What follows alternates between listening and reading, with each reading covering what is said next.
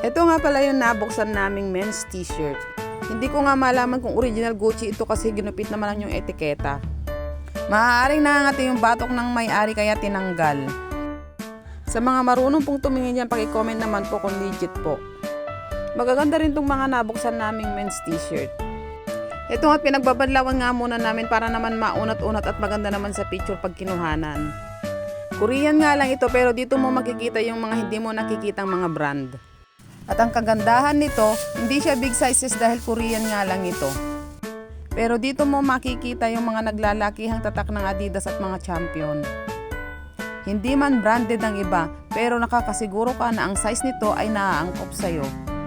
Karamihan nga sa men's Korean ay unisex, yun nga ang nakakatuwa dito. Pwedeng gamitin ng lalaki at pwede rin gamitin ng babae. Sa tagal ko na nga nag-uukay, alam na alam ko na nga ang magandang bail o pangit na bail. Magbukas man ako ng pangit na bail, hindi na ako nagtataka dahil sanay na ako sa mga ganyan. Kaya kung ikaw ay nagbabalak magtinda ng ukay-ukay, kailangan handa kang isugal ang pera mo. Dito nga sa men's t-shirt Korean na to, nakakuha nga rin kami ng mga naglalakihang mga print. Yung mga print ba kinagigiliwan ng mga buyers mo? Hindi man branded ang iba, pero matutuwa ka naman sa mga itsura nila. Oh, kita nyo yarn? Yarn yung men's t-shirt na nabuksan namin. Oh, si Munggupay. Oh, di ba naglalapsat da?